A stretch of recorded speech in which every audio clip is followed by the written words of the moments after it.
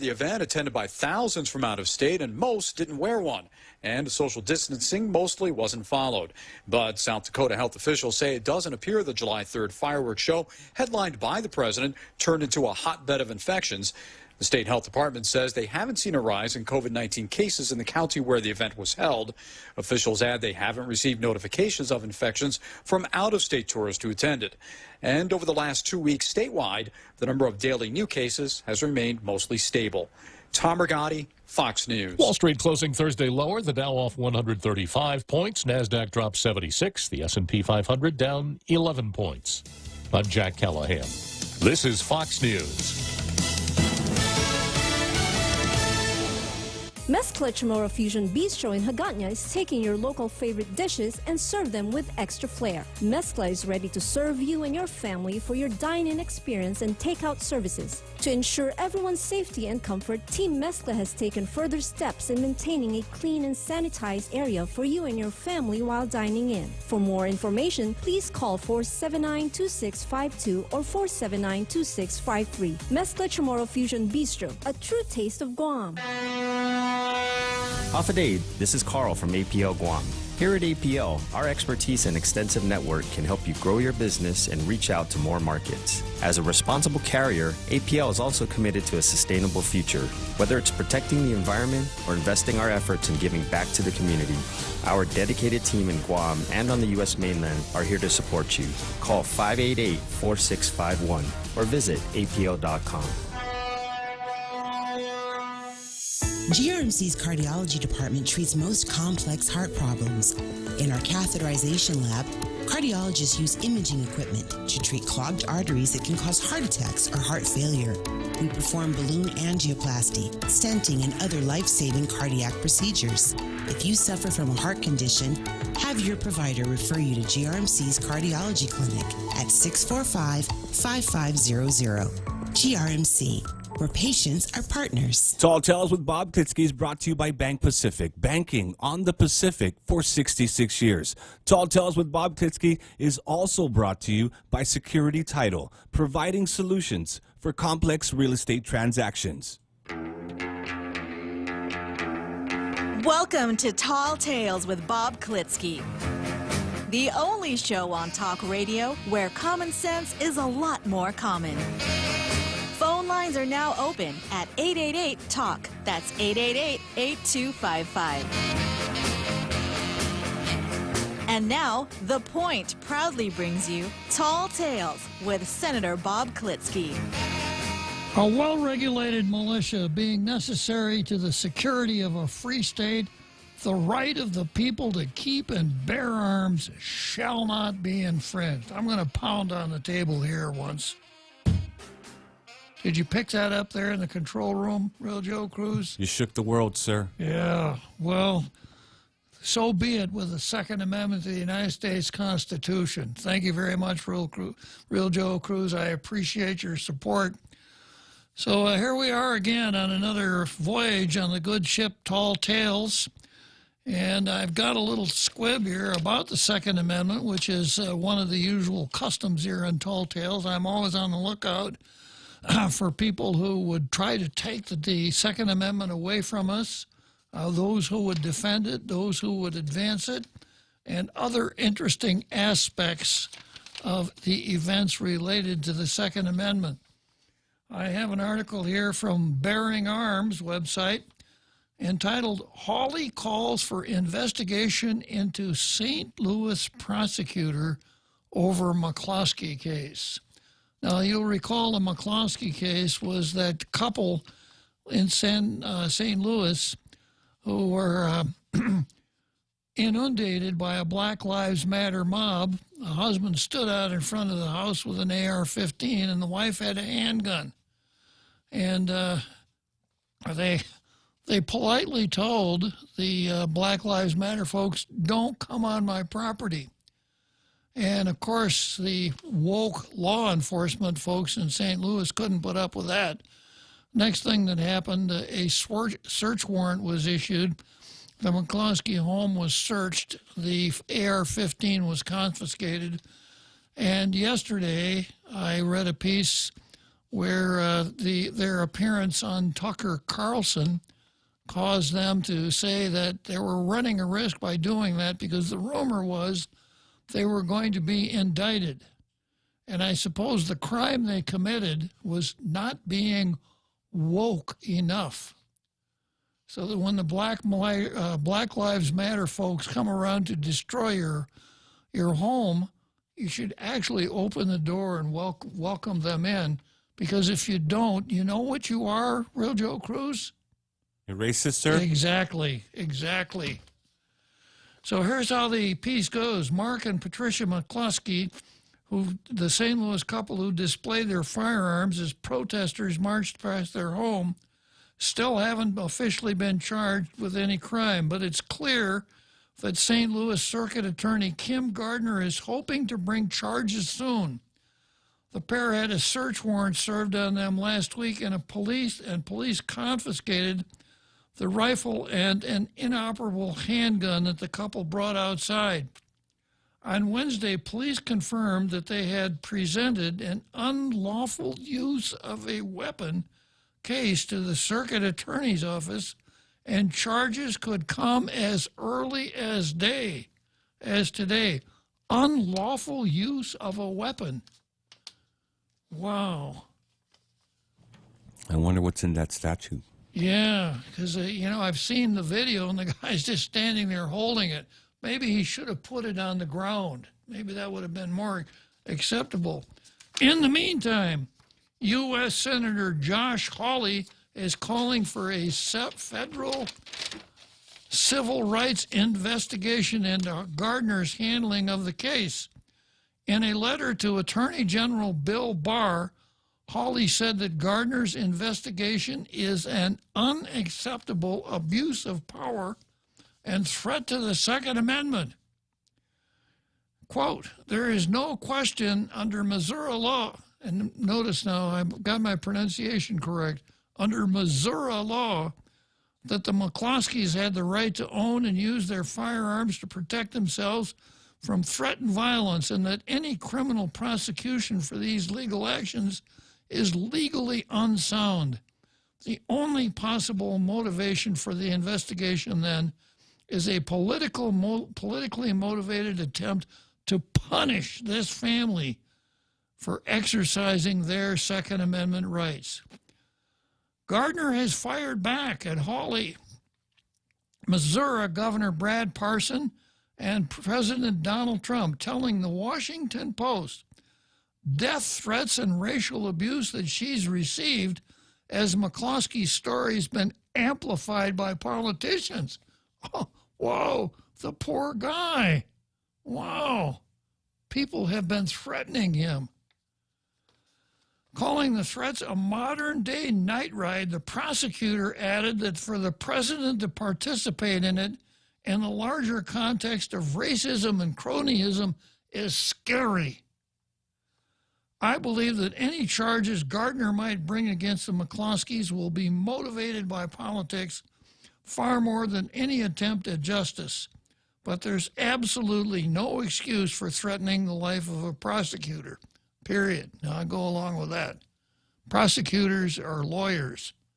So, one of the absolutes, there's never a good reason to threaten the life of any lawyer, right, Real Joe Cruz? Sure, sir. Yeah, even if the lawyer happens to be a radio talk show host, right? Yes, sir. Yeah.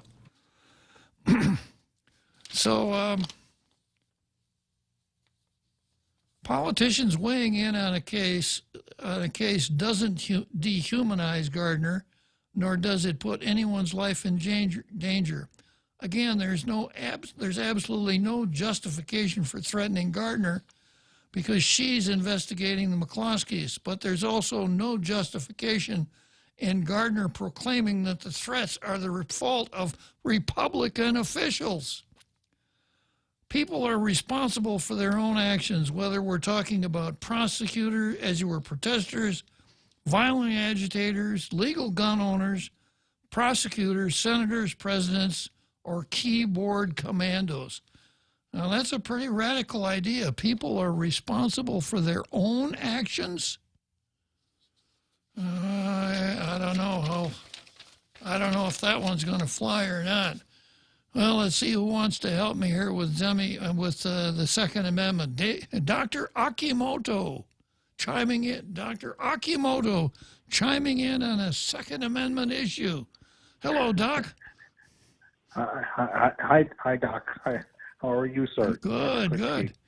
Sounds like you're getting really hot and bothered, and everybody's probably wondering exactly what the best response would be. I don't know. I mean, I think people are definitely getting passionate about many things other than the coronavirus. It looks like we're returning to maybe our previous normal, where Port Authority managers are at each other's throats. Gun owners are trying to defend their rights to bear arms, and the natives in New Caledonia and Samoa are I guess fighting for political change. So it does feel like we're getting back to our normal human condition of uncertainty. And I guess all this hard work you've been doing over the last couple of months to get people realizing that we have to move on is working. So I guess I'm calling in to congratulate you for returning us to the previous normal, which is that of human uncertainty. We're not sure always what the right thing is to do, but at least we have the liberty to debate it in this nation, which we. Well, you know, the one thing you could always be sure of, Doctor, is there's nothing you can be sure of. And that's true. So bookending this month of, independence, liberty, and justice, we start with the July 4th weekend, and now coming up on Liberation Day next Tuesday. It seems like we're trying our best to live our lives. And this afternoon, the governor announcing that Guam is going to go into PCOR 3, which essentially means we're going to be able to do more of the normal behavior that we expect to be able to do. And I think there are some clarifications that need to be made, because I think people are afraid still that we're rushing things. But I think the governor has definitely been criticized quite the opposite, that she's taken too long to get this point. So I guess I'm sort of calling in just sort of defend her and saying that she's been getting a lot of pressure from both the medical community and the business community to reopen Guam because of the numbers, in terms of the numbers of fatalities, most especially, and even the number of positives relative to the number of tests being done. Because you have governors in Florida and Texas and some other places claiming that the reason their numbers are going up is because the number of positives are going up is because they're doing more tests. Well, we're proving that actually our percentage of positives is actually going down as we do more tests. And it would speak to maybe the difference in how our communities have responded to the previous lockdown, which I would say our people have behaved quite well. They haven't protested the masks as much. I think they're very good at washing their hands and just keeping physical distance when necessary. But, I think we still are just living lives. And so your debate about the Second Amendment and all the other important issues that you brought up, and the fact that the legislature has spent this whole week debating, how to do a primary election, and really haven't spent any work trying to save our public health system or our hospital, must mean that everything is just fine in the hospital and public health, because the senators don't seem to give a rat's ass about it. And I should be mad about it, but I guess maybe it's a good thing. I guess everything's all right in the government of Guam, since the senators. Doctor, we have an advantage here that they don't have in Florida concerning the Wuhan virus. Yes, sir. Yeah, here people can hear tall tales over their radio, over the FM. Right. In Florida, they can only get it off YouTube or Facebook Live. So we have and I suspect that's one of the things that has held down the casualties and bad news on the Wuhan virus, is the tall tales effect. We get it straight from the source, and I think we get the full exposure is definitely helpful. So yeah, we appreciate all that you've done. If you don't mind, I always try to pick your brain because you are a fountain of knowledge. Since we are moving into this new period or condition of readiness that gives us more liberty to go to, well, we've already been going to church, so I guess they're saying that, I think this main thing is that they're going to be able to go to school, and I would suspect that the reason that we're pushing in this direction is so we can open up to tourism. There is still the uncertainty if both the governor's office as well as the legislature have been talking to each other about how exactly they plan to maintain the safety of the people of Guam. The strategies are not that complicated. You're supposed to have the ability to test people and make sure that if they're sick that they can be quarantined or at least traced to make sure that they're not spreading the disease. And right now we're doing a pretty good job with the limited amount of positives we're doing, but we're talking about opening up to tourism where somewhere between 5,000 to 10,000 people a month may be coming on airplanes here. And I think rightfully many people in the community are doubtful that we have enough resources to protect ourselves. And so far, the legislature has failed to get from the governor and from public health any straight answers on how many people are actually going to be doing this work, how much are they being paid, and what are they actually doing? Because as a physician who is very nosy and tries his best to figure this whole thing out, best I can tell, the hardest working people on Guam right now are the 8 or 10 contact tracers who work for public health, and they're exhausted, and all the people that work in the Neon Mayor's office and the people that work in the Tamuning Mayor's office and the Jigo and Didido Mayor's office, those guys are just humping. They're doing mass testing of hundreds of people. They're distributing food. They're looking for folks who are sick that don't want to get found. There's a lot of work being done by a very small group of people. What is the governor's plan to help them, given the fact that we're about to open our economy to schools, to movie theaters, to tourists? And why has the legislature been negligent about their oversight? I mean, I know we're in a state of emergency, but I guess we're starting to emerge from it, and there is no clear plan then presented as to who's going to do it, how much are they going to get paid, what are their hours, and when are they going to start answering the 311 phone calls? Because, I mean, if we call 311 right now, or any of the phones that public health gives out to have the people in quarantine get their answers, they're generally full. They're generally not being answered because there's just too many people calling into those lines. So that's my long-winded question. What say ye? Well, as far as the legislature is concerned, I don't think that it's possible. Let me put it this way. The word plan and legislature cannot be used in the same sentence. It's grammatically incorrect. And your teacher would get out her blue pencil and mark you down for that one.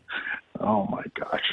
Well, I hope, I mean, you were in the legislature, and I know you planned to do a good job. You ran your office leanly and actually saved all your money and tried to give it away at the end. And I guess the other legislatures and senators planned to thwart you because they didn't want to have to do the same with their money.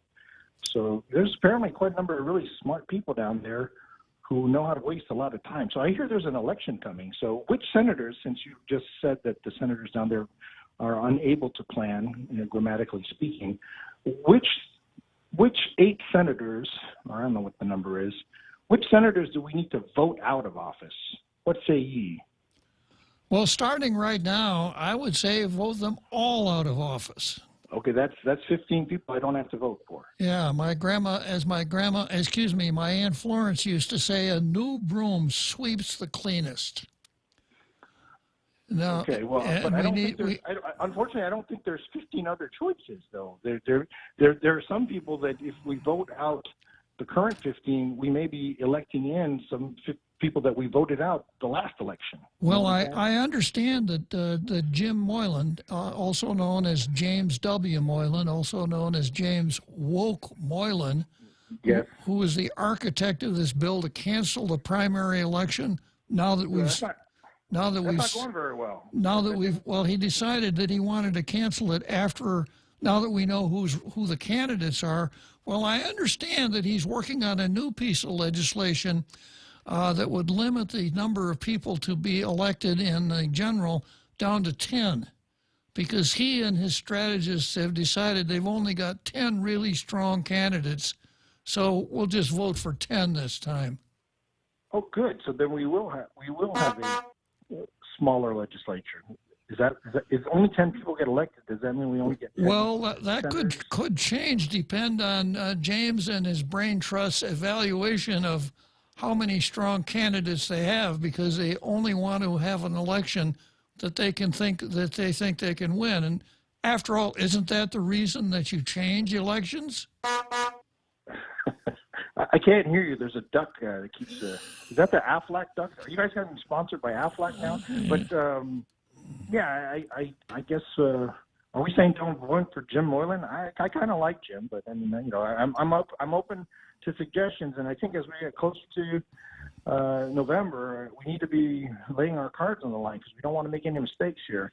So you are saying, sir, Dr. Klitzkie, that the people of Guam should vote in 15 new people, and that would mean Mr. Moylan would not get elected, and that we need to vote in the other 15 people, because I think there's only 15 other people running. There's a total of 30 in the senatorial races. We will wind up then with a very different legislature. So they may have the same functionality, unfortunately. You're familiar with the concept of zero-based budgeting, right? It's a concept. Yeah, so that's what I'm advocating. I'm advocating don't vote for anybody that's in the legislature right now unless between now and then you are firmly convinced that they would be better than the risk that you would take by bringing in someone who's a challenger or even one of the retreads.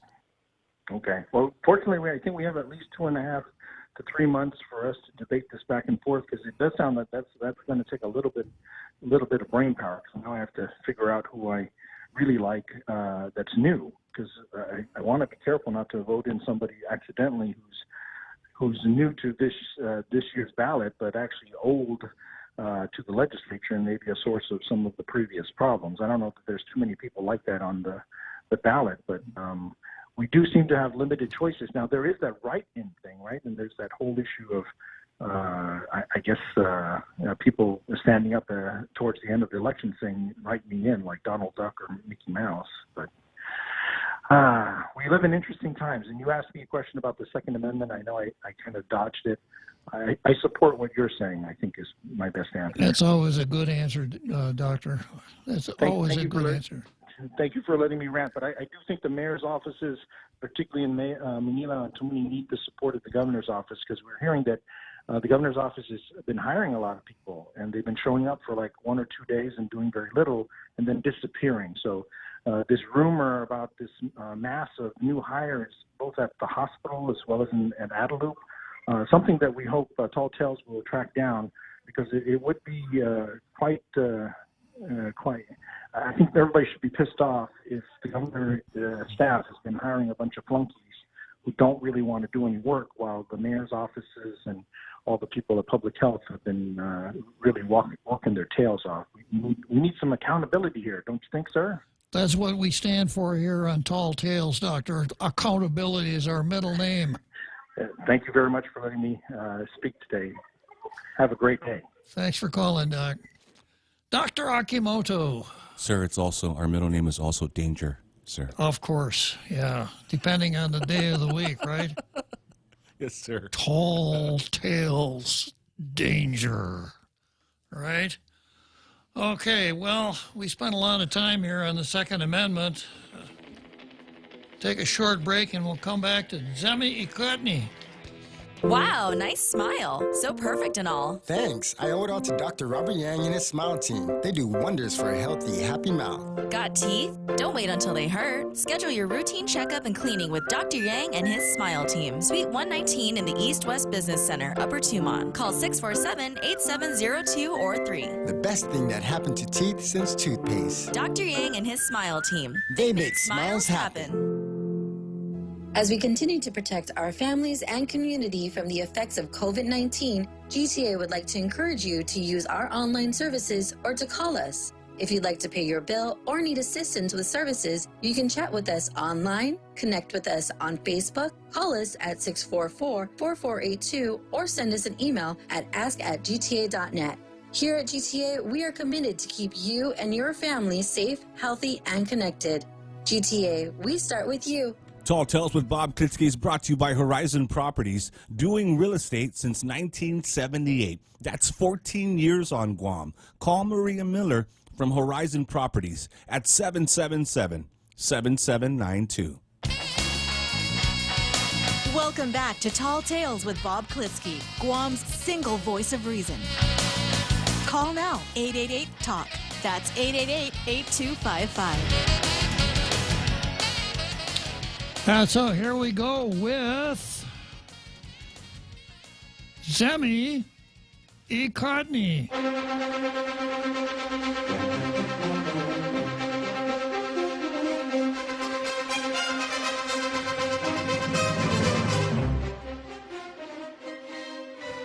You'll recall that this is the part of the program where on a daily basis I kvetch about the Pacific Daily News never running local editorials, always running some boilerplate from Gannett News Service or USA Today, ordinarily bashing Donald Trump. Well, they slipped up on the last one, the last part today.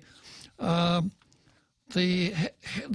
topic of today's column is, can the drug help? And then more science, less politics on hydroxychloroquine.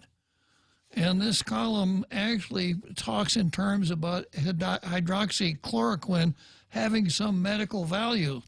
Now, usually when you see the words hydroxychloroquine in one of the mainstream medias, you know that would be in the first sentence. The next sentence would be about what a bad President Donald Trump is. The one goes right along with the other.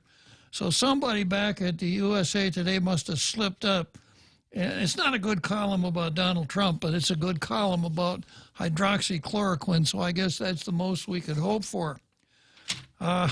We go from there to the Post. And the Post says, audits timing and new port managers' selective criticism raise questions. A month before the primary election and about 3 months before the general election, Public Auditor Benjamin Cruz's office on Wednesday released the findings of a performance audit that says the Port Authority of Guam's board held a meeting behind closed doors to discuss the hiring of Joanne Brown as the port's general manager. The public auditor acknowledged the board did conduct the actual vote and approval of the hiring of Brown in an open meeting for the public to see. And you'll recall yesterday, I quoted the section of the open government law that makes it clear to anyone who read it that the appointment of a public officer can be conducted in an executive session. So I have ruled that the hiring of Joanne Brown did not violate the open government law. Going on, the OPA also indicated in a summary of the audit that in a span of 6 years through January 2019, the former general manager received 9 pay raises. 7 were the result of formal performance evaluations, and 2 pay adjustments were a result of the port's compensation and classification plan. With the port's compensation plan implemented under Guam law, the board granted a 3% increase to the board's 183 employees. The audit took issue with that, while the board's board of directors ratified the October 2016 and September 2018 pay adjustments for the former general manager. Her pay adjustments from October 13 through February 2018 were not ratified by the board. The former general manager of administration and finance and former general manager of operations and maintenance at the port during Brown's leadership, also receives raises following a performance evaluation. Here's a quote. While we believe the former general manager's pay adjustments were justified through formal performance evaluations, the PAG Board of Directors did not ratify these pay adjustments, according to Public Auditor Benjamin Cruz's office.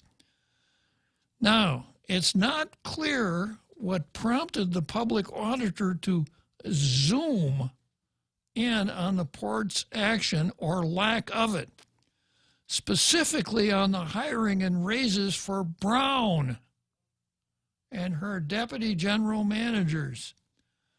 It would have been more beneficial to the public if the public auditor took the scope of its mission to include other autonomous agencies' board actions on hiring and raises for their general managers and deputy general managers. Conducting a broader performance audit would have resulted in providing the public with a better understanding of the problem, whether the board's failures are unique to the port or are mirrored in the rest of the autonomous agencies as well. That's a good point. Certainly something I can warm up to. You know from listening to Tall Tales that I'm a open government law hawk. And when the CCU decided it was going to do raises in executive session, I was all over them like white on rice. Back to the editorial. The quick reaction from Port General Manager Rory Respicio was to slam Brown. He didn't have any criticism of the board, whose failures were the ones that were pointed out in the audit report. It would, and here's a quote from Rory, it would appear that Joanne Brown will have to pay back all of the money she received illegally. And yesterday we decided that Rory's remarks were, what was it, Real Joe Cruz? You defined the word. Man. Starts with a P. Percocet. Percocet. No, it was precursor. No. It was Percocet. No, it was something else, sir. Precatory. Precatory. Yeah. Yeah, like he was hoping. Yeah, that's what he was wishing for, right? Yeah. Percocet's probably a pretty good answer, too. Yes, sir. I guess if you really don't know the answer, you can always work that in there somewhere, right? Yeah, so we have someone who's check writing the Real Joe Cruz today. So as a point of information, Jose, the Real Joe Cruz is really good at ad-libbing when I ask him a question for which he doesn't know the answer. In fact, he's so good at it that a lot of times I try to figure out questions that I know he doesn't know the answer for just to give him an opportunity to ad-lib. Thanks, sir. You're welcome, Real Joe Cruz. Okay. Yeah, the quick reaction from Fort General Manager Rory Respicio was to slam Brown. He didn't have any criticism for the board, whose failures were the ones that were pointed out in the audit report. It would appear that Joanne Brown will have to pay back all of the money she received illegally, Respicio stated. It's no secret. Respicio, a former Democrat senator, and Brown, a former Republican senator, have had some hatchets to bury from issues past. I don't know, can we use that figure of speech anymore? Hatchet? Burying the hatchet?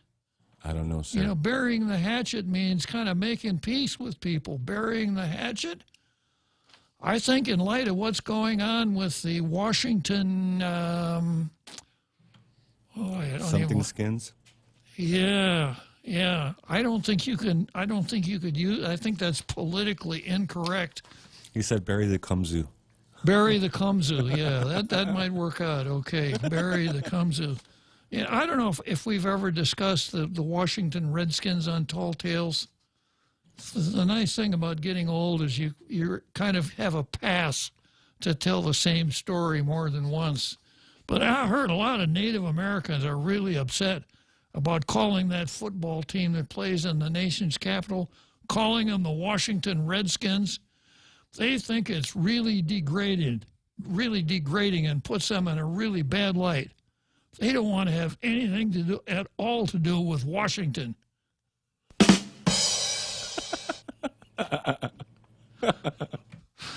Okay. Back to the editorial here. In addition to Respicio having no words for the port board that made the mistake, he was silent on the former deputy general managers and their raises. Well, of course, he's not mad at them. The editorial said, that's odd.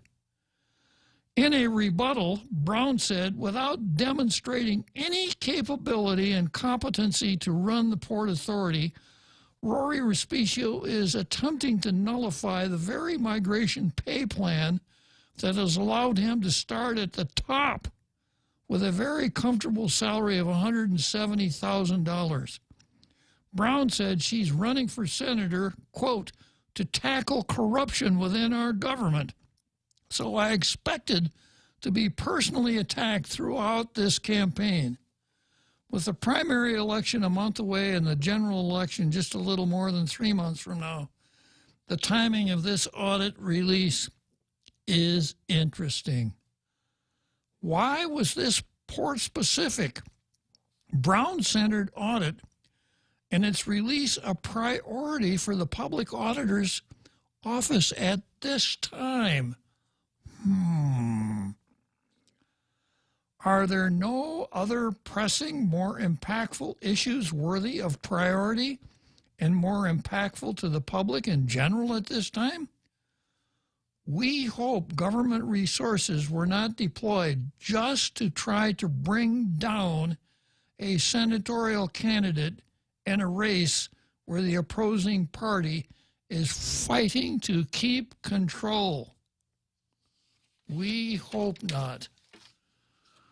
Okay, so can I have a drum roll, Real Cruz?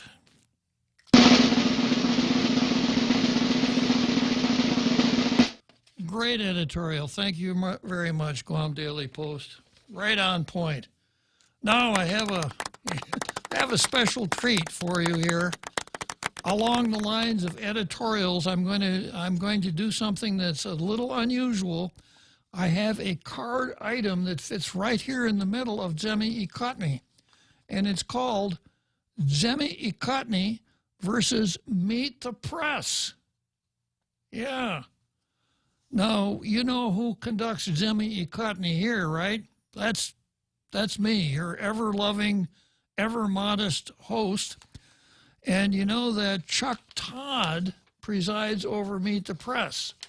Well, even if they approach me, I'm just not interested. I'm happy right here. But there's an article here in Red State. Quote, Meet the Press host Chuck Todd is one of those national reporters who likes to pretend he and his objective colleagues are above the partisan antics of his co-workers on the opinion side at NBC News headquarters. He likes to pretend. Unfortunately for Todd, his interviews with reports on Republicans tell the true story of his Democrat partisanship, as do those of the other supposedly, quote, politically neutral anchors at the network. Such was the case earlier today on MSNBC, which I often refer to as PMSNBC, knowing that it's politically incorrect. That's why I say it.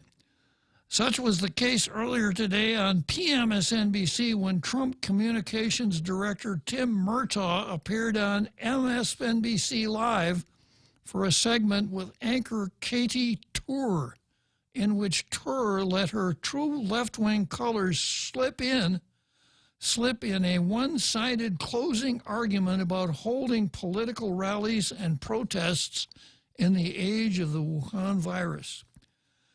instead of attempting to see both sides of the argument and acknowledge the hypocrisy of Democrats and the media, going from applauding crowded George Floyd protests just a week ago to condemning Trump campaign rallies, Tor morphed into a spokesperson for the Democrat Party, cutting Murtaugh off from being able to get a word in while she went on and on about the supposed differences in the rallies and how the Floyd protests were conducted in a safer manner than the Trump rallies or something. And here's a quote. We'll note the president is only having indoor rallies or events of that scale in the entire country. Again, the protests were outdoors. All doctors and health experts say that's a safer place to hold them. I attended a number of those rallies. Everybody was wearing a mask, hand sanitizer. These are the George Floyd, like I noticed how many people were wearing a mask as they burned down Minneapolis. We just saw the images of those rallies. People were not wearing masks inside the president's rallies. There was no social distancing being practiced. We saw the signs being removed from seats, handed out hand sanitizers going out, and gave out masks. They weren't wearing them. And also, Dr. Fauci today has said that the incubation period for this disease can be longer than just 2 weeks. As Tor was editorializing, Murtaugh tried to interject, but it was almost as though his mic had been cut off. It appeared that a producer named Janella had turned off his mic.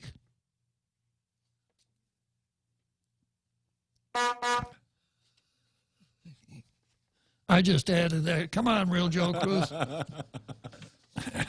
Yeah, when you hear about people being muted or not being able to get their word in edgewise, what's the first word that pops into your mouth, Real Joe Cruz? Janella? You got it, yeah. So anyhow, that's the thrust of this article. So what they're doing is they're saying, Chuck Todd, meet the press. We're just purely objective here. We don't take sides in these things. We just want the truth to come out. And then they beat up on this poor Republican. And I'm going to invent a new word here, Real Joe Cruz. They beat up on this poor Republican here and Janella him. Janella him. He got Janella. Janella. Yeah, just as he was trying to say something, he got Janella'd. Now, I know that Crystal Paco San Augustine, formerly known as Crystal Paco, would take issue with that because, remember, she issued a statement that cleared Janella and said it really wasn't Janella's fault. It was Carlo Branch's fault. And he had apologized, and that was enough. Why do people keep talking about it? Good question. So the card here, Jimmy Ikodny versus Meet the Press. I don't sit here and tell you, please listen to me, because I'm very fair and very objective. I don't take sides in any of these things. I just present the facts. I let you decide what's going on, who the good guys are, who the bad guys are, etc. I am so pure and so... I don't do that.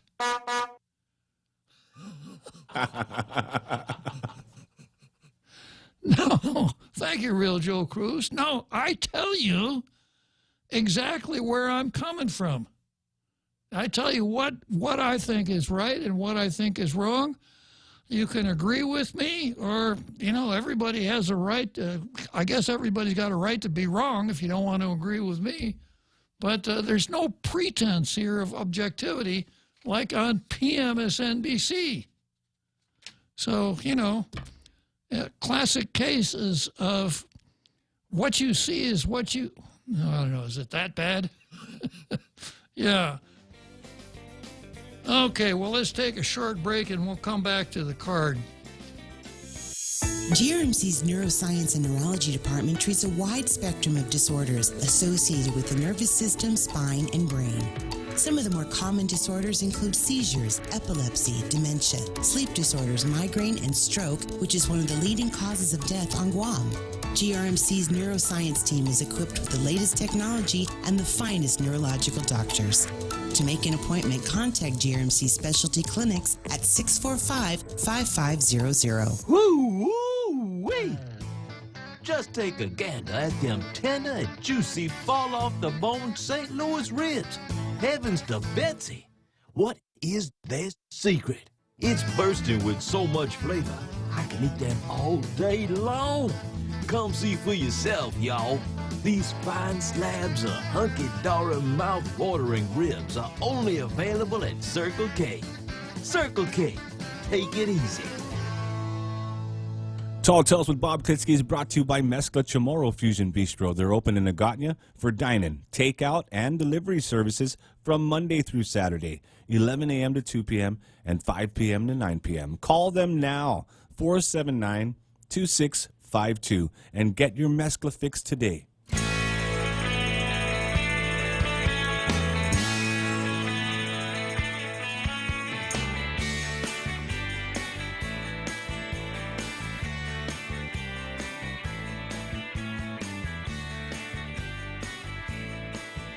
So here we are with the card.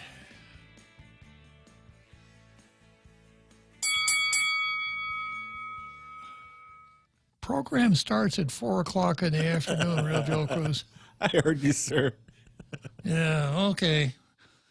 All right, here we go, the card. So I've got some interesting things on the card. Of course, I've got Troy versus Janela, Tina versus Emergency, Louise Munia versus Unemployment.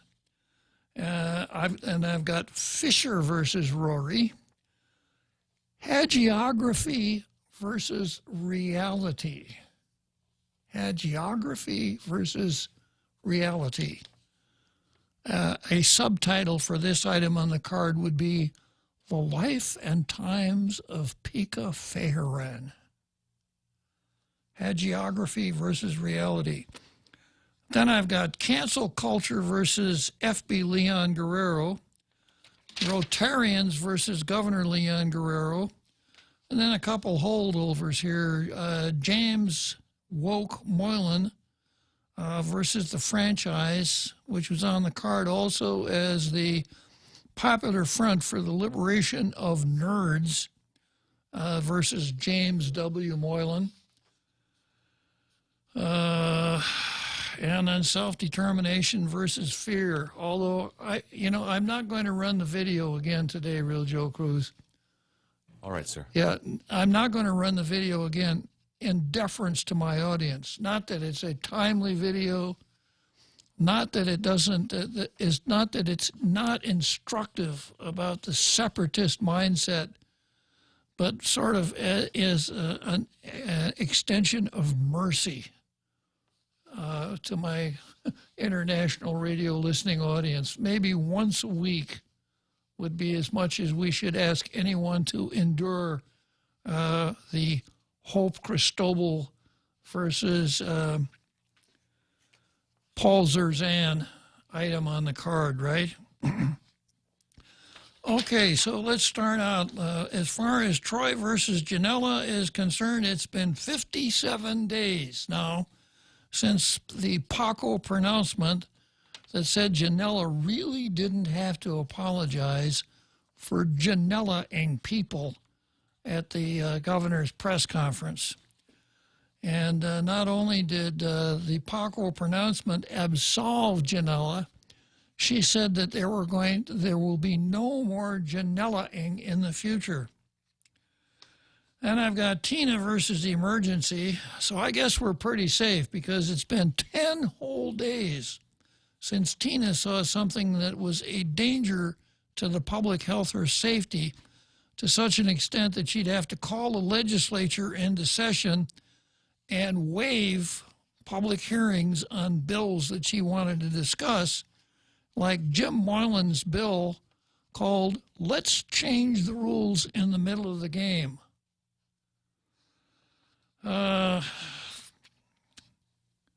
Then we've got Louise Munya versus unemployment. And it's been, let's see, I think it's been 11 days since Louise Munya has alerted us to the fact that although she made a mistake, it was a what kind of mistake, Real Joe Cruz? It's genuine, sir. A genuine mistake. So the teachable moment here is that if you're going to make a mistake, make sure that it's a genuine mistake. Okay, from there we go on down to, yeah, I don't really need to spend much time on it anymore, except to say that I really feel sorry for those two guys, Dewey and Eikens, that got busted for poaching fish. Remember that, Real Joe Cruz? Yes, sir. It shouldn't be cooking it that way. No. Frying is okay. Broiling is okay. Roasting, barbecuing. But if you're poaching fish, you might get busted. I wonder if they're in the lockup, I wonder what they're feeding those poor guys. I hope it's not fish. Okay, then we've got Tom Fisher versus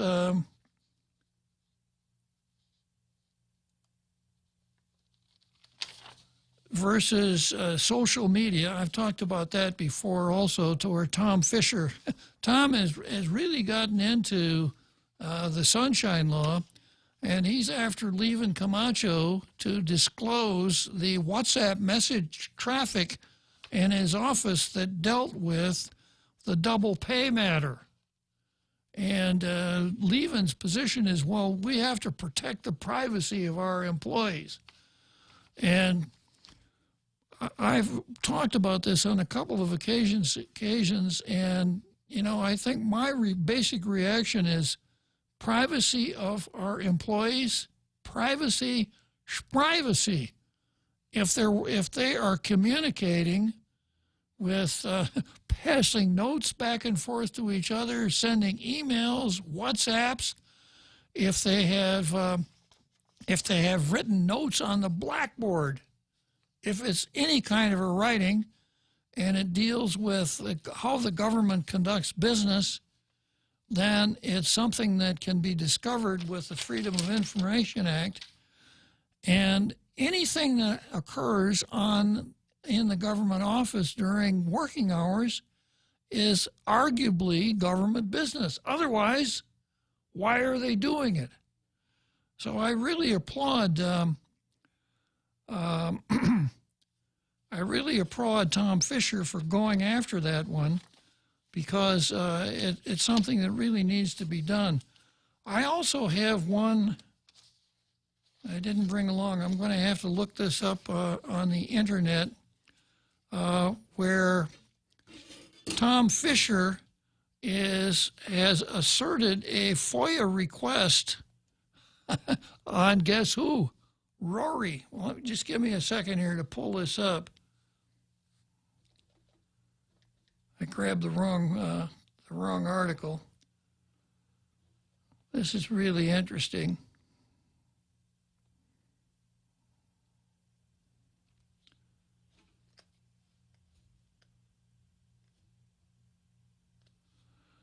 And the title of the article in the Post is "Lawsuit Filed Against Port GM Seeks Release of Public Records."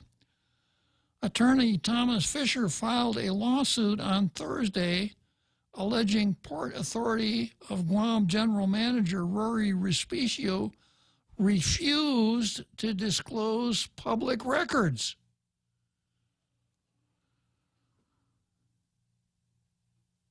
Respicio defended by saying, "Why would I disclose public records that don't put Joanne Brown in a bad light?"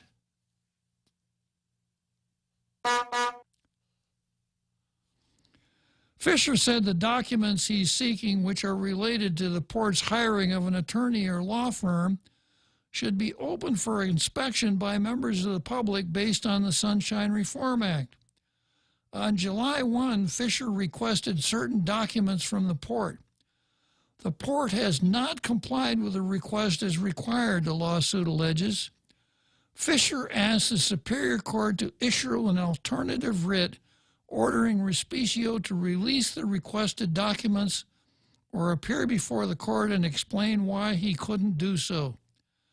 The attorney also... Oh, so fast. We're already up to that big halftime show, huh? Okay, we'll come back to Rory and Tom Fisher right after that big halftime show.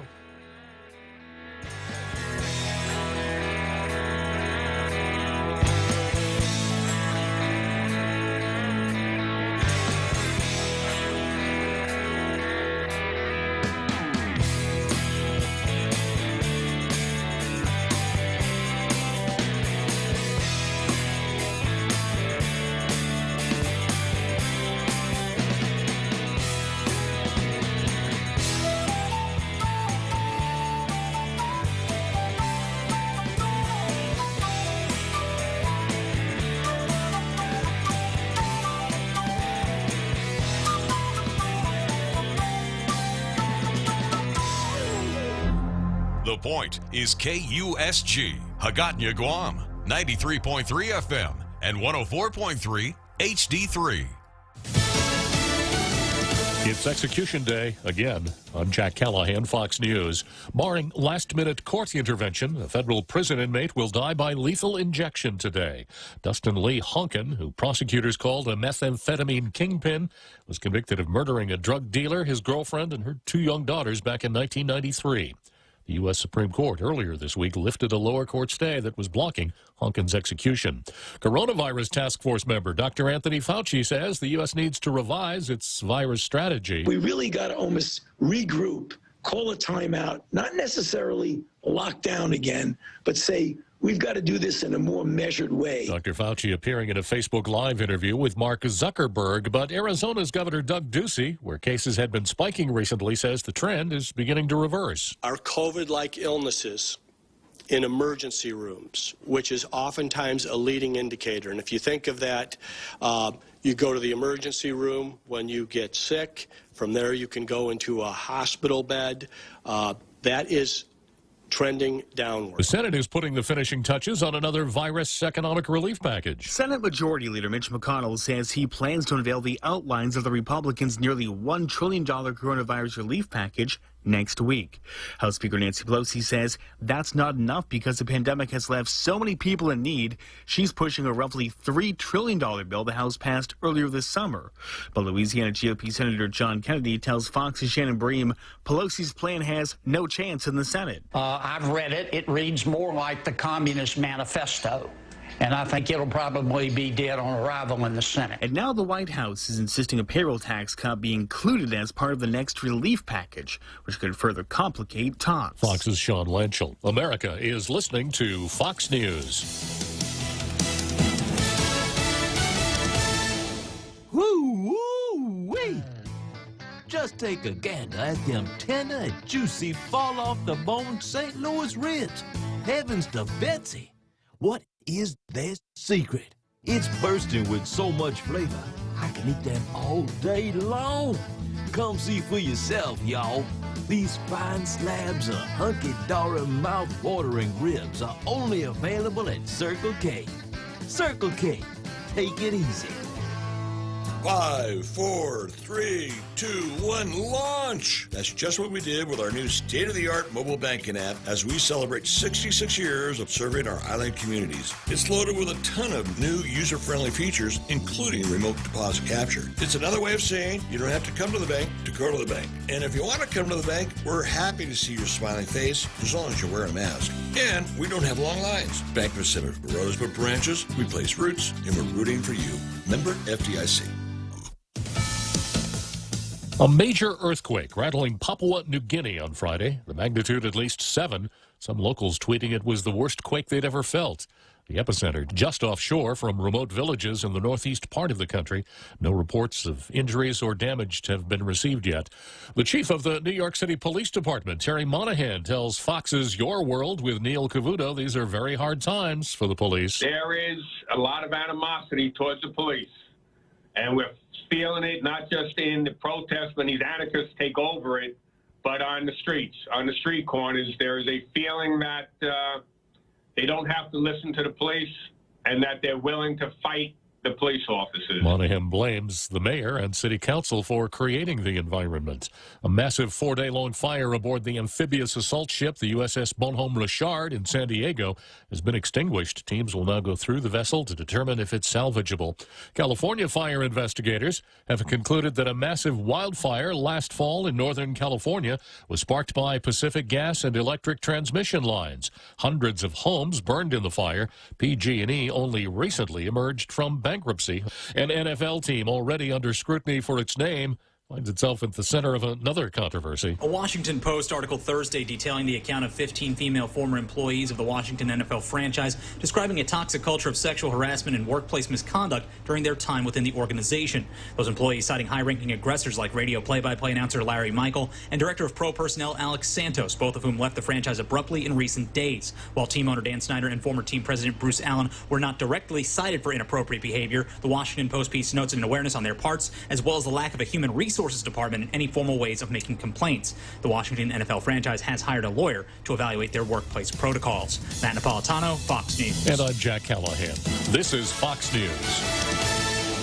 Mezcla Chamorro Fusion Bistro in Hagåtña is taking your local favorite dishes and serve them with extra flair. Mezcla is ready to serve you and your family for your dine-in experience and takeout services. To ensure everyone's safety and comfort, Team Mezcla has taken further steps in maintaining a clean and sanitized area for you and your family while dining in. For more information, please call 479-2652 or 479-2653. Mezcla Chamorro Fusion Bistro, a true taste of Guam. You've got a job to do. Having the right equipment for the job is critical, and East West Rental has the exact tools you need. Get it done faster with the right stuff, whether it's landscaping tools, concrete tools, lifts, trucks, lights, generators, trench boxes, welders, tents, tables, and chairs. They're here to help you tackle any project you're working on, big or small. Open Monday to Saturday, 7 to 5, closed Sundays. Find what you're looking for at East West Rental Center in Upper Tumont or call 646-1463. Half a day. This is Michelle from APL Guam. Here at APL, our expertise and extensive network can help you grow your business and reach out to more markets. As a responsible carrier, APL is also committed to a sustainable future, whether it's protecting the environment or investing our efforts in giving back to the community.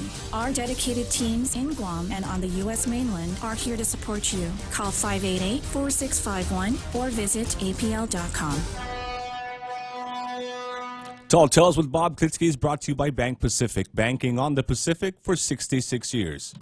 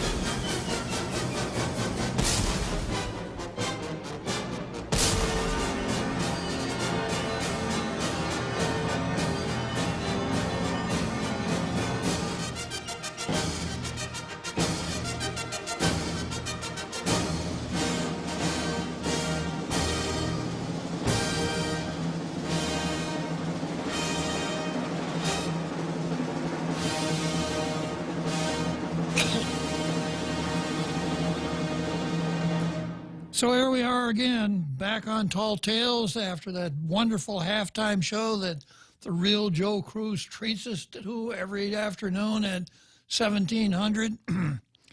That means we're in the second half of Tall Tales, proceeding towards the finish of our least favorite day of the week. The real Joe and I, real Joe Cruz and I, really don't like Fridays because it means no Tall Tales tomorrow. No Tall Tales on Sunday. No Tall Tales on Monday until 1600. It's tough on us. You know, both of us Jones have all kinds of serious withdrawal syndromes.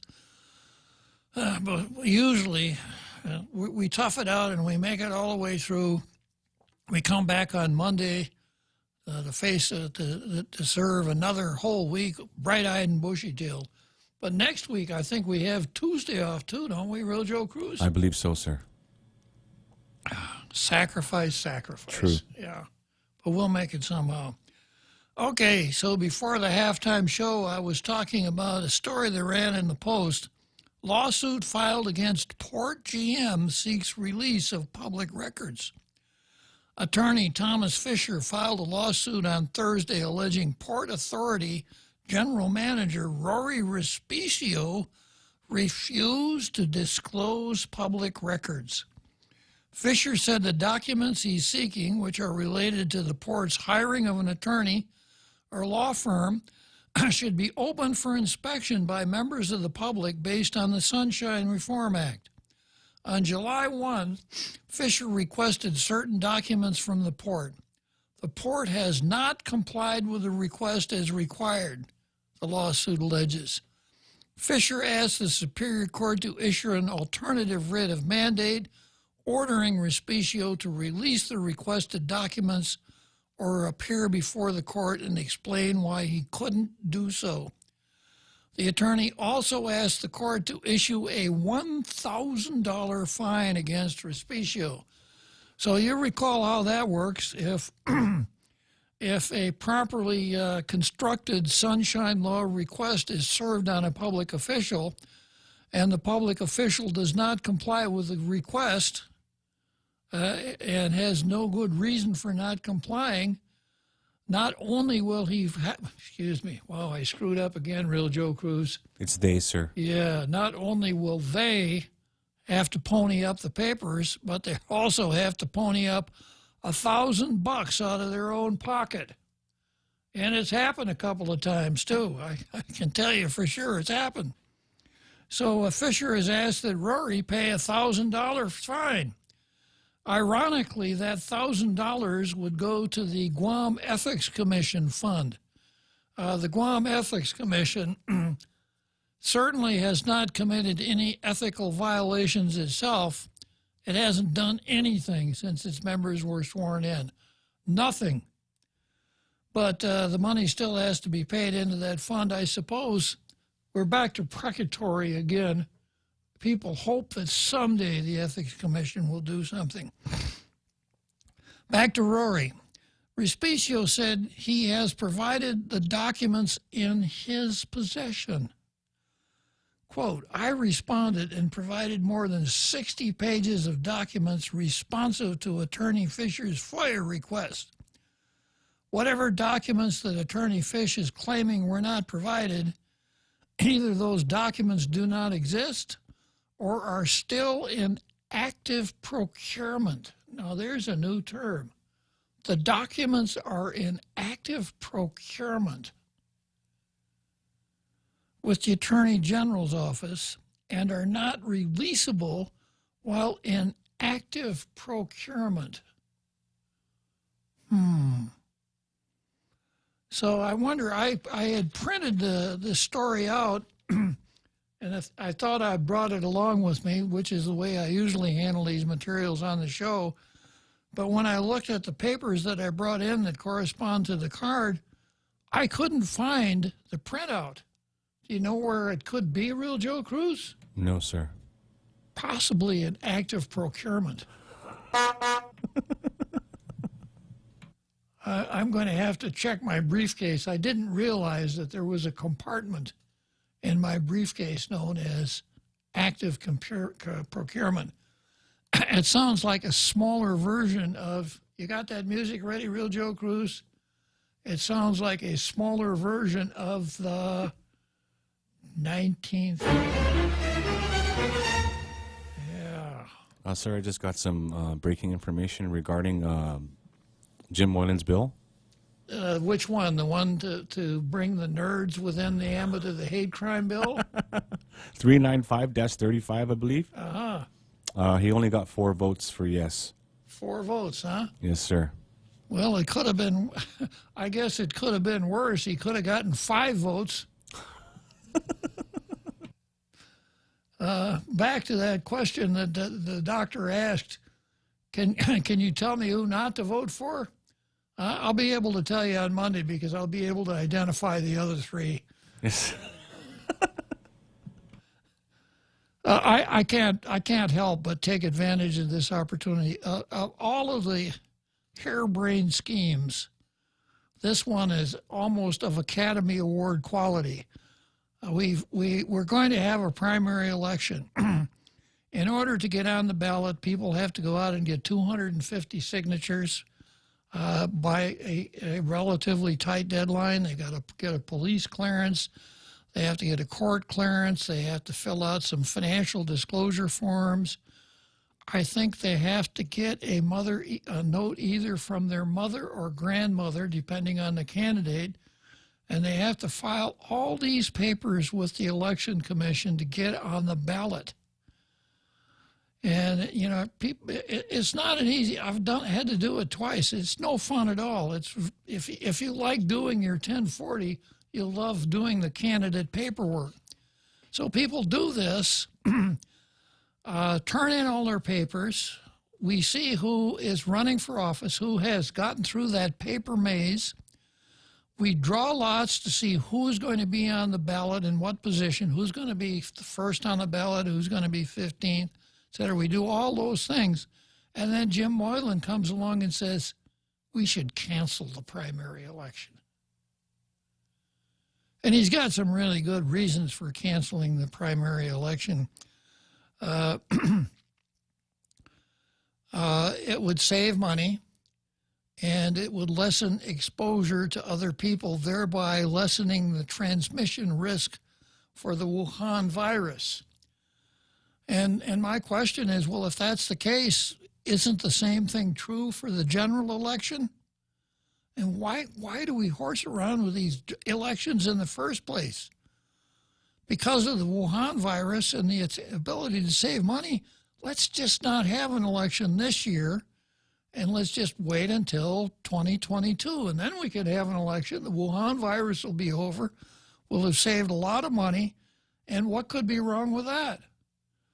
My other alternative was, instead of having a primary, we could maybe flip coins, and I just thought of this one recently. We could flip coins, or maybe we could draw straws.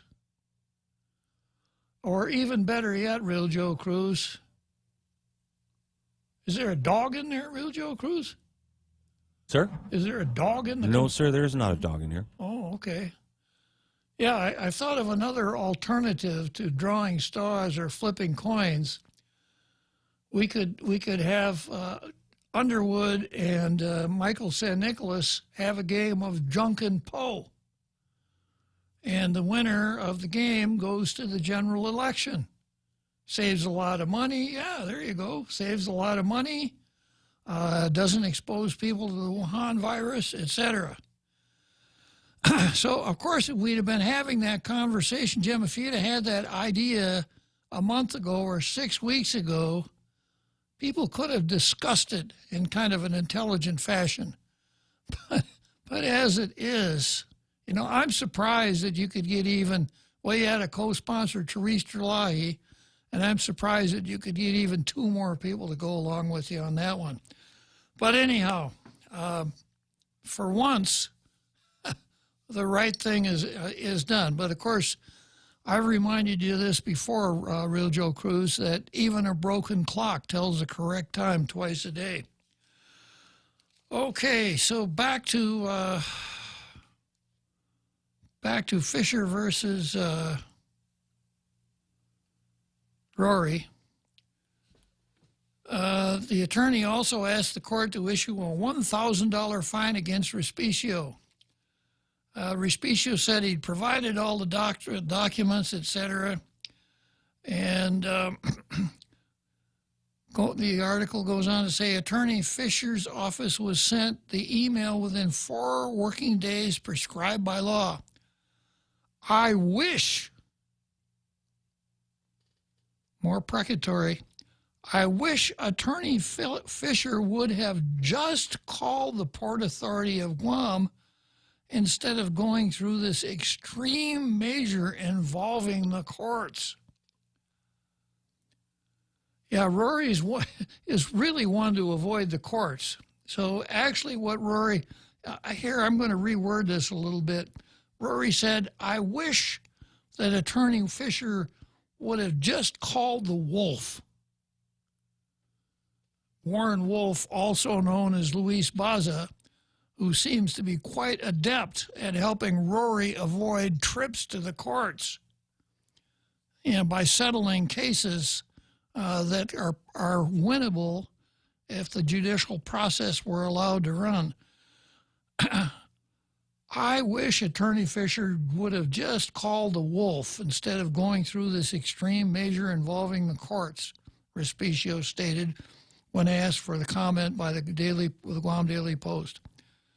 Fisher requested contracts, purchase orders, and payments for legal services performed at the port from January 1 to the present. I'm going to interrupt here for a second. It appears that the port has no legal counsel right now. And you'll recall that when the port was supposed to go to the Civil Service Commission on the case of Bernadette Mano, the key figure in the Juan Pat 10, they didn't have a lawyer, so the Wolf, Warren Wolf, also known as Louis Baza, was going to go and represent the Civil Service Commission in a $50,000 case at the Civil Service Commission. But instead of doing that, the Wolf sat down and did a 12-page memo requesting the board to settle the remaining 4 Port 10 cases, giving his analysis. Now, since the port didn't have a lawyer on board, the port board had to make what amounts to an informed judgment on legal matters without the benefit of counsel. You'll also recall that Rory had 3 items on his agenda at the first port board meeting. First was he wanted to talk to Champ about reaching a settlement on the YTK case. That didn't work out very well because Mike Phillips won the YTK case at the Supreme Court. The second thing Rory wanted to do was appoint Connie Jo Shinohara to develop a task force to see if justice was being done for the Port 7. That kind of fell apart when Connie Jo quit abruptly and was replaced by Louis Baza, better known as the Wolf. And then the third thing that Rory wanted to do was get rid of Mike Phillips. He said, what we need is our own in-house counsel.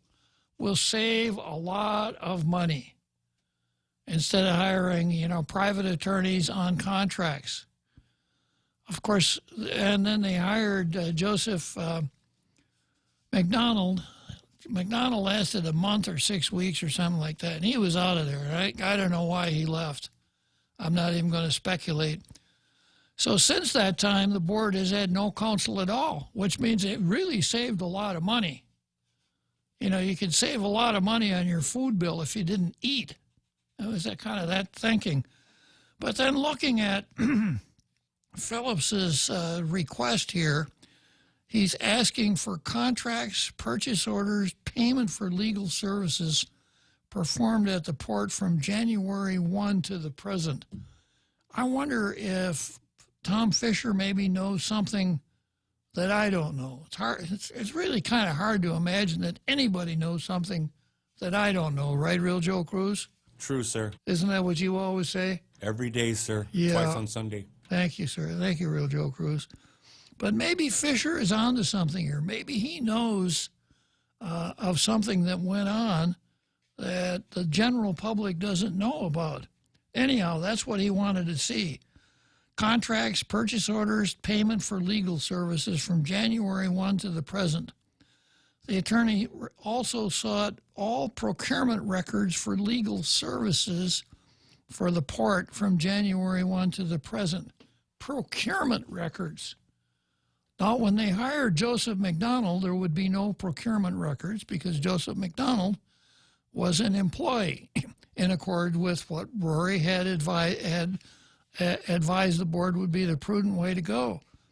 But if Fisher is looking for procurement records, does he think that a contract was entered into with private counsel? We don't know. I'm going to watch this one like a hawk.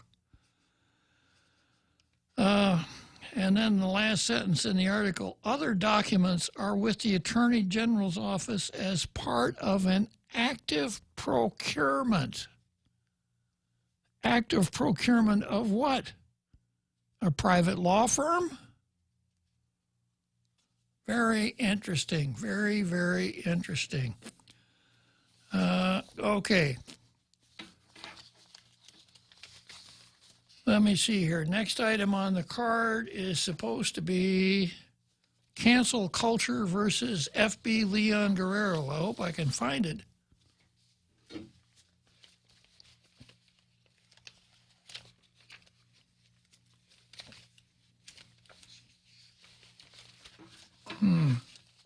I'm going to have to go online to find that one too. I'm really mixed up with my papers here.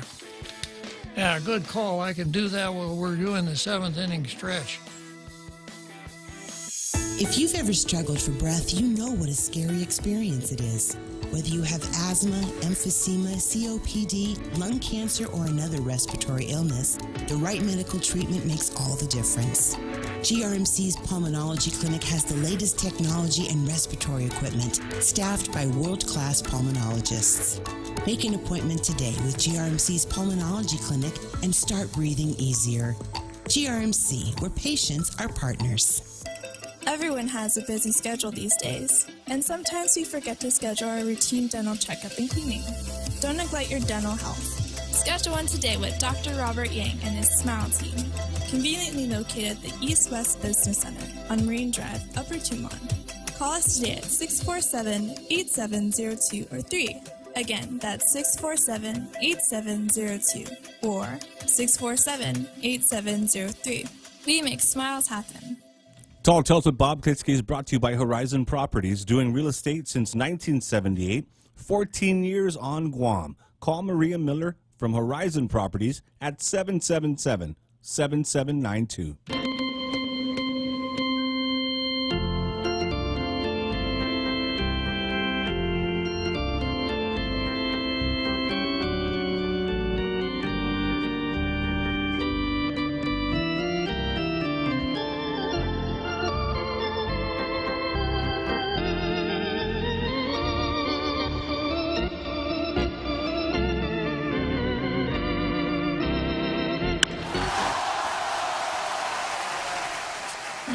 Here we are, Wrigley Field, center field bleachers, 7th inning stretch, empty grandstand, empty playing field, and a full house here at Tall Tales, as usual.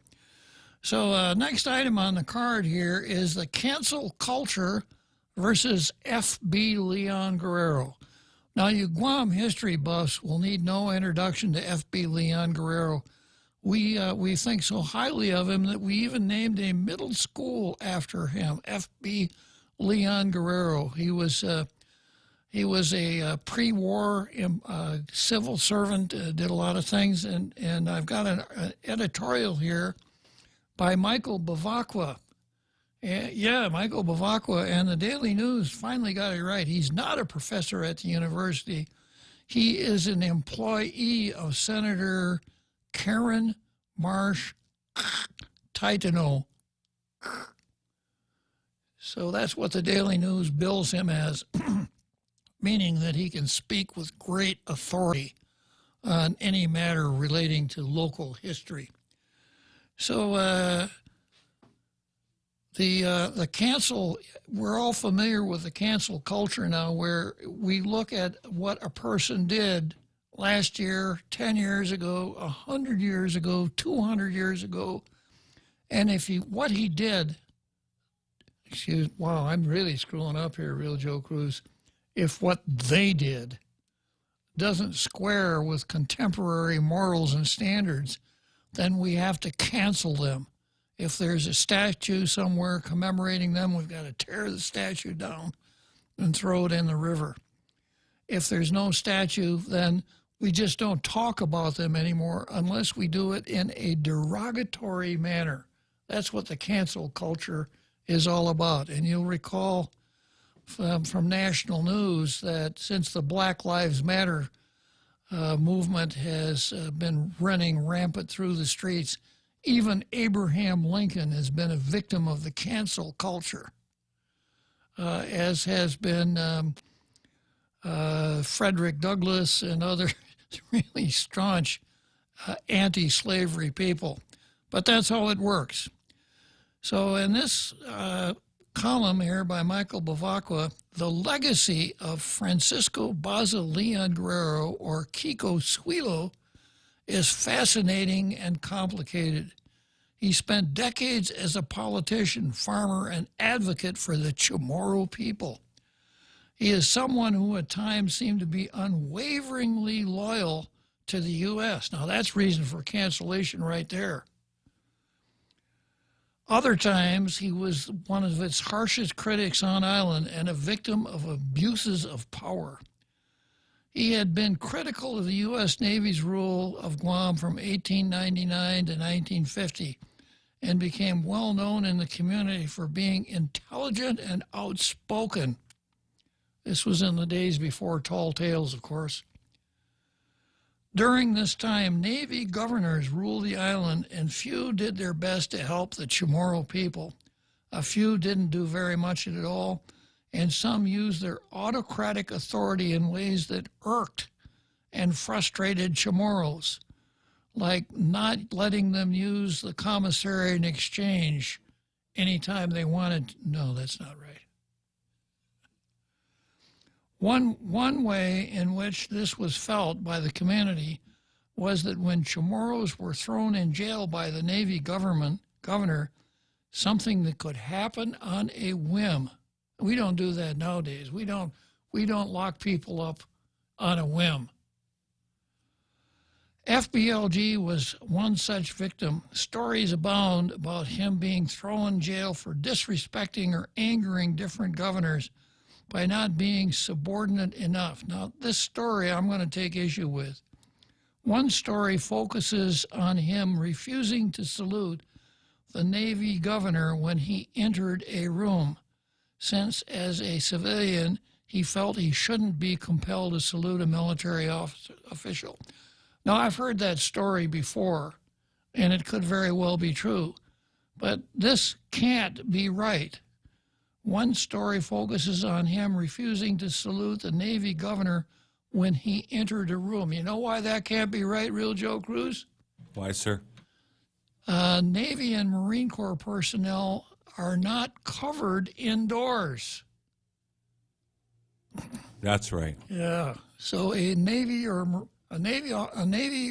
sailor or a Marine, when he enters a room, would take his hat off and he wouldn't salute if he were uncovered. Well, the Army doesn't know how to do that at all. They'll even salute with the wrong hand sometimes. So that can't be right. In fact, up when there was an officers' club up at NAS, what was it called, the Marianas Trench, there was a sign right by the door that said, "He who politically incorrect, of course, yeah, he who enters covered here shall buy the house a round of cheer." Yeah. So Kiko Suilo, no Navy governor would have gotten on Kiko Suilo for not saluting him in his office. That just isn't the way it works. Not to take away from the story, I had heard that story, and it's a good story, but if you're going to write about stuff, you kind of need to get the details right. Skipping on down to the part I really wanted to talk about. He also saw more in the U.S. than these abuses as he worked with others in a pre-war and post-war Guam to improve the status of the Chamorro people. He went with B.J. Bordadzu to Washington, D.C. in 1936-1937 to push for more rights for Chamorros. Well, what they were pushing for was citizenship and the Organic Act, which is enough to cancel him, right? He was also instrumental in helping get the Organic Act passed and getting U.S. citizenship for Chamorros. He was, for the last 2 decades of his life, known as Mr. Organic Act, or the father of the Organic Act. one of his most famous quotes is when he said in D.C., "The only ism on Guam is Americanism." Now, if that isn't enough to cancel him, Real Joe Cruz, saying things like the only ism on Guam is Americanism, and being given credit for the Organic Act, he was working for the colonizer. He was doing the colonizer's bidding. He was responsible for the Organic Act, which is a statute passed by the colonizer's Congress.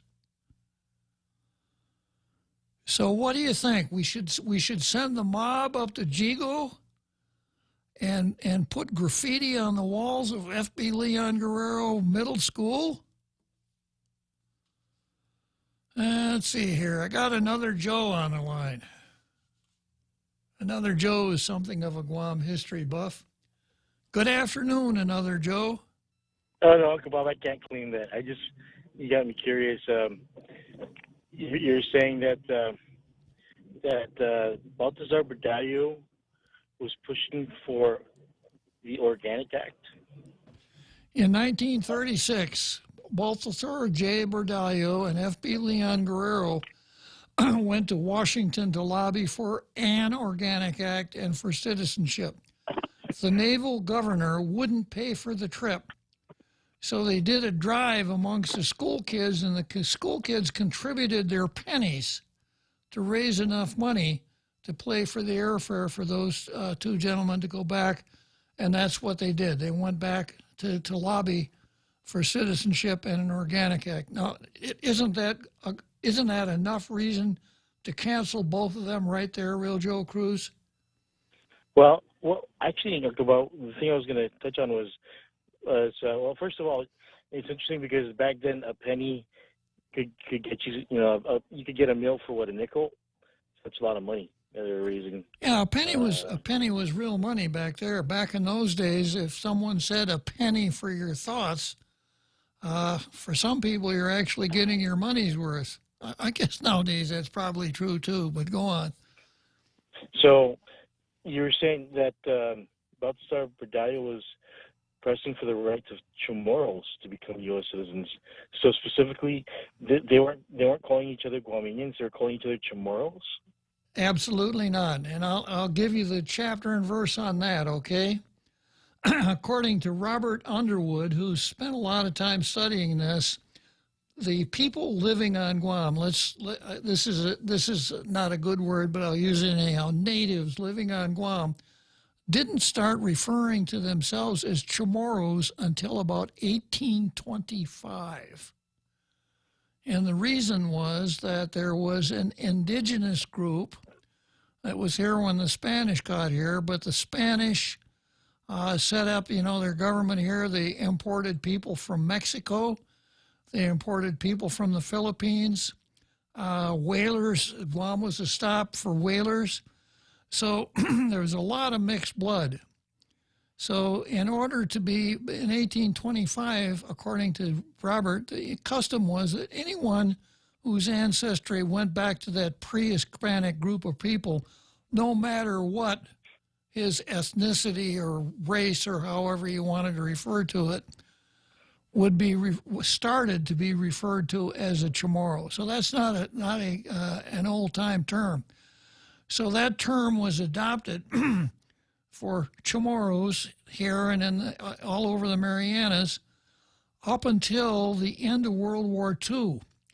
At the end of World War II, there was a lot of enmity between Chamorros in Saipan and Chamorros on Guam because the Japanese had taken over Saipan in 1914, and during the war, Saipan Chamorros worked for the Japanese as interpreters and other things, and some of them did some pretty nasty things.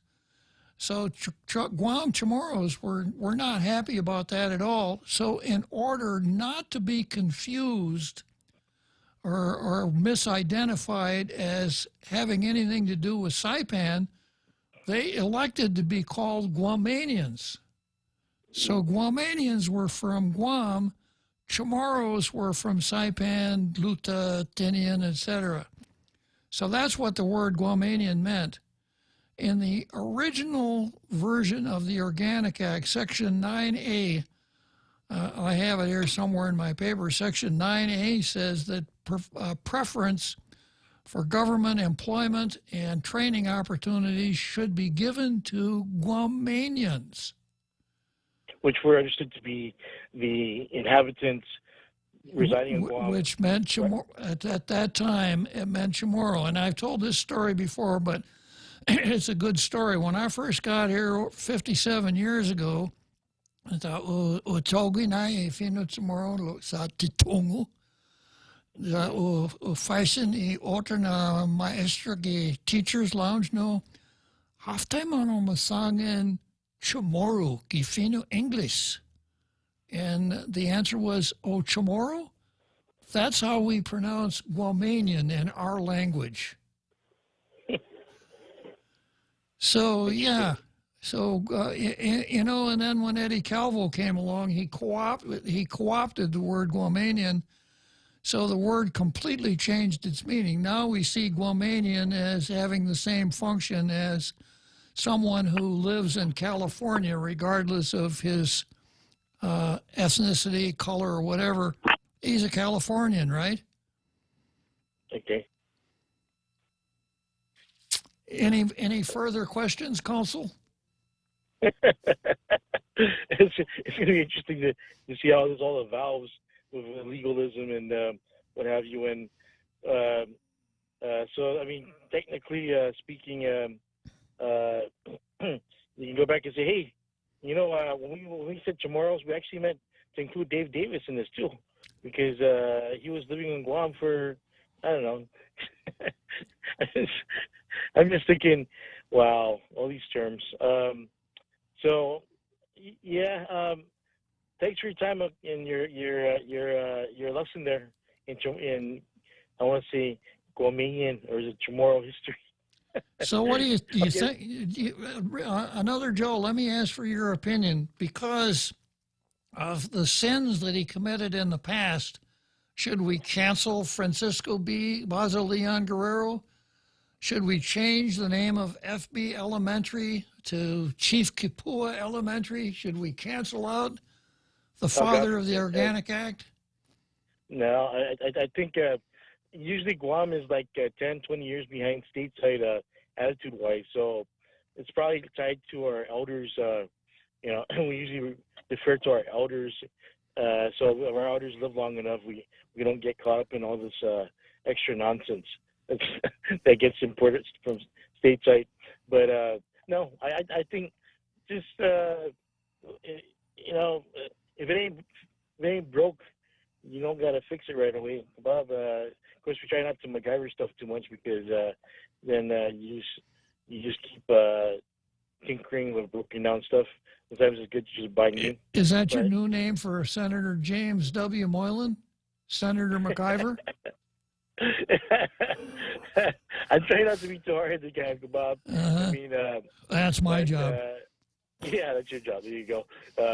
So, yeah, you know, we still got a month now of, you know, we never know what's going to happen or mishappen in the remainder of this month. And they still have to tell us what the rules are with regards to this upcoming primary, but and what other options are available to us with social distancing and you know, keeping people safe.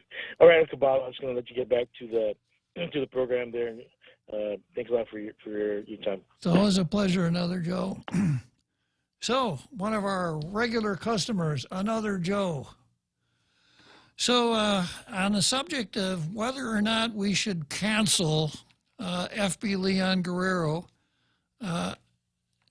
actually, I'm going to say that again, and let's hear the horn again. Whether or not we should cancel FB Leon Guerrero, yeah, this has all been facetious. I've studied a little bit about FB Leon Guerrero, and in my mind, he did exactly most of the things that I know about that he did. He did exactly the right thing.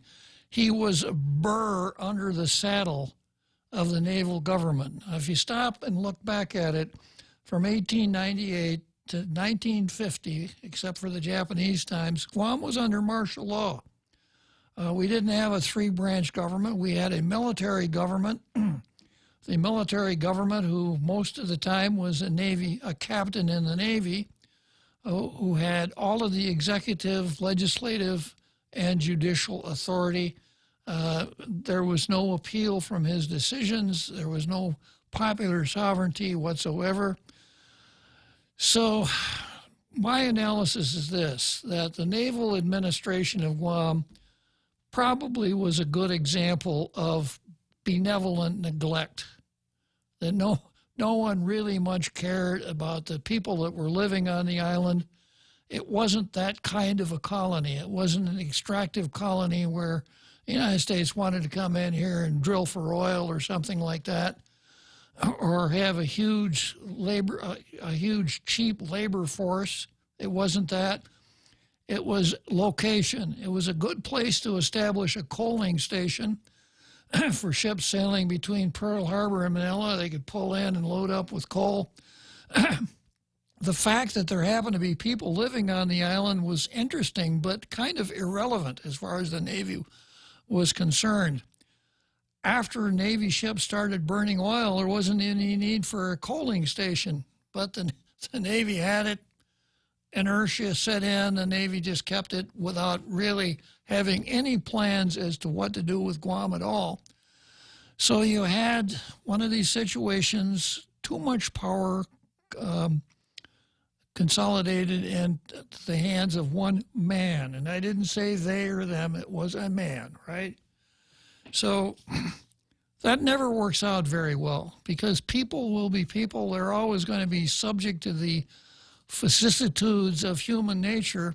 But on the other side, I've mentioned the character of Americans. Americans, if left to their own devices, are basically kind, empathetic people. So they didn't use the naval administration to make it unduly hard on Chamorros. In fact, if you look at some of the statistics, the health, the increase in population, et cetera, probably was pretty favorable in that sense.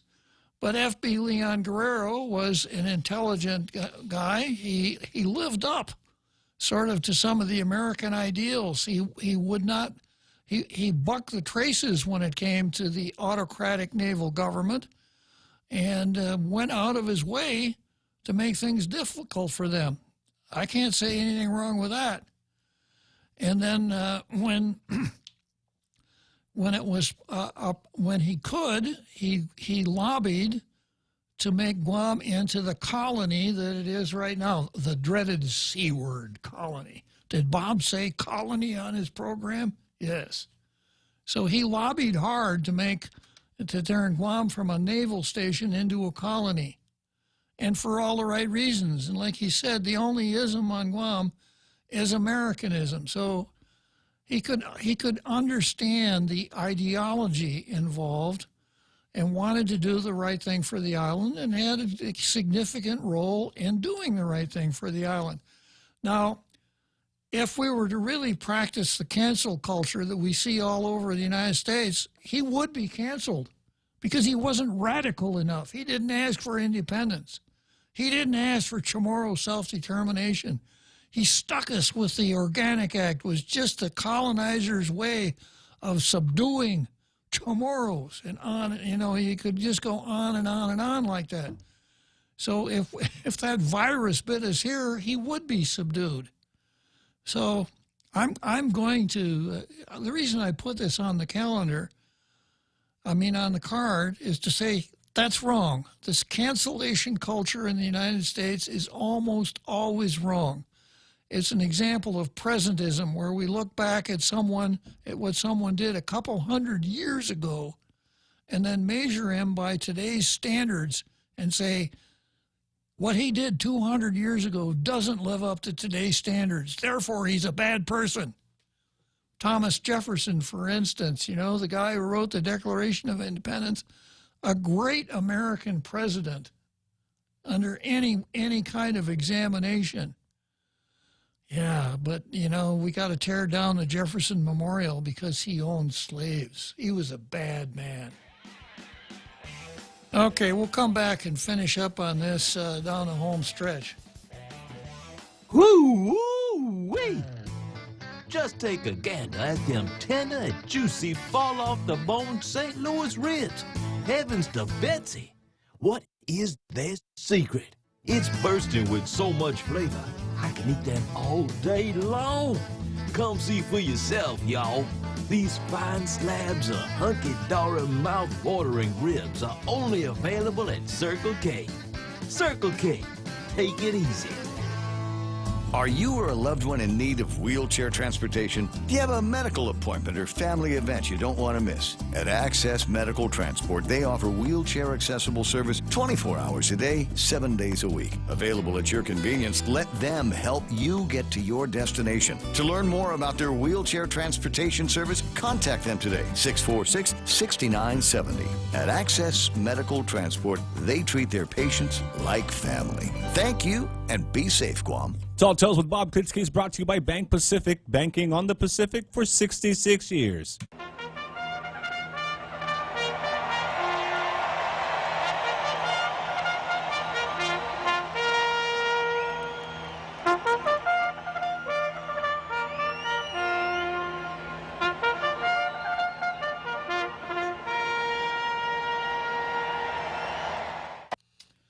Okay, so here we are heading down the Tall Tales home stretch from the Churchill Downs in Louisville, Kentucky. I've just been peeking at my Facebook messages here. Dyan si Mas Bahaki Dyan Palau, Ileknya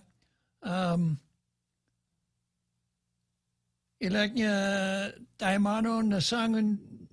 You got Bavakwad, Gifino tomorrow. Zan usangani na si Mas Bahaki Dyan Palau, munga na Bavakwad zo. Yeah, so if he tries that again, I'll just Janela him. All right, and let's see, I got Jose Martinez, who says, let's see.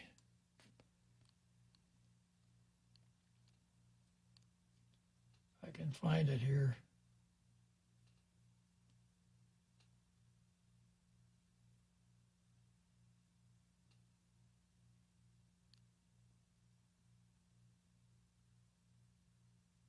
So you'll see my Bavakwa and raise me a Janela? Two Janellas. Two Janellas? Two Janellas, yeah. Let's see. Oh, yeah, Joe Pareto says, bring down the Jolly Bee statue. Over there by Micronesia Mall. Yeah. Bring down the Jolly Bee statue. All Filipinos are not busy. Yeah, that's pretty good, Joe. Yeah, I had a really good one from Jose. I'm having a little difficulty locating it here.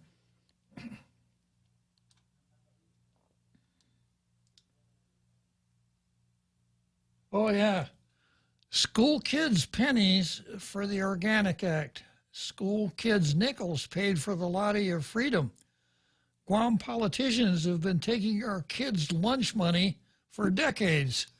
Oh, true. True. Who is this Jose Martinez? I don't know. Why is he saying all of these things? Yeah, okay, let me see if there's any more cancel culture here on the Facebook comments.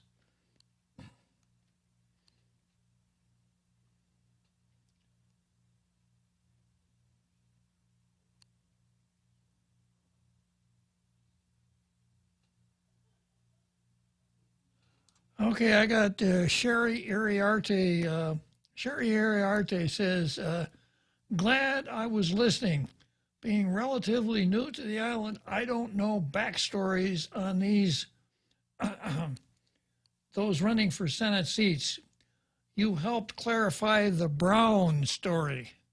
Well, as I recall, for most of the people running for the legislature, it is a Brown story. Tadze na manapaka palalago pari guinimagi na eleksyon. Okay, but we'll keep doing the same thing for you.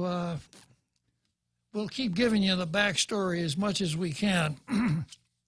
So much for the Facebook comments. But on this whole idea of cancel culture,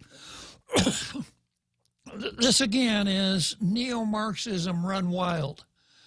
The idea is to go back and destroy traditions, gaslight you on the things that you thought you really knew for sure, try to, as much as you can, to erase the past. Because as George Orwell says, the man who controls the past controls the present, and the one who controls the present controls the future. So George Washington, well, maybe he was the father of the country, but the country is systemically racist. So why should we celebrate his birthday? And besides that, he had slaves. And Abraham Lincoln, the Emancipation Proclamation and all of that stuff, but he was a really poor judge of plays. So we got to cancel him out. It is a way, a gentle way of trying to shape thought processes into the neo-Marxist reality. That the people that you thought were good, if they don't conform to today's woke standards, really aren't good after all. So you got to get over the idea that these people were good. Cancel culture.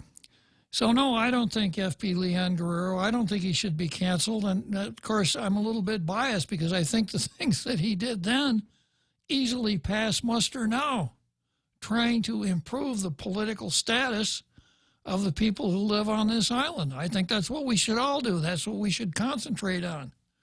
And his idea that the only ism on Guam is Americanism, that's one that I think we could all live up to. And as I've said so many times on this program, it's where our future lies. Our future lies within America. We are part of the American empire. We probably will remain a part of, at least I hope so, remain a part of the American empire. And we ought to set our course to try to, as much as we can, improve our position within that American empire and not go off on wild goose chases like an independent Guam, like the separatists. As per the impassioned argument that Hope Cristobal makes in the video that I've shown a couple of times, but that I'm not going to show again for a while. So as far as that item on the card, no, we shouldn't cancel F.B. Leon Guerrero.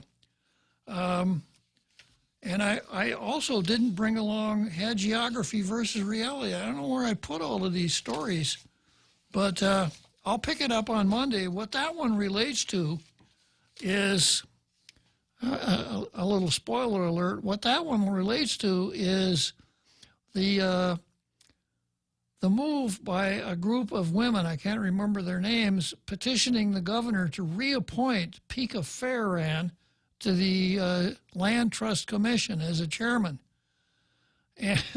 And you know, there's a self-laudatory or her own valedictory circulates around the internet and what a great job she did. She didn't do a great job at all. It was a disaster. And on Monday, I'm going to go through that and point out to you why I have ruled that her tenure on the Chamorro Land as chairman of the Land Trust Commission was a disaster. And I don't know that much about Lucy Lagos, a person that Governor Leon Guerrero has appointed to replace Pika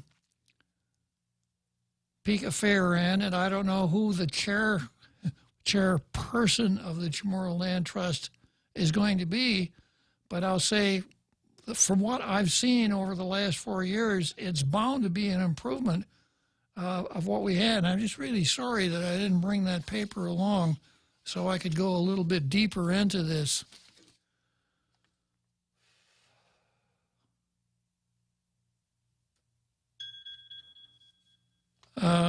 Let's see if I got anything else on the card. I got a couple minutes to kill.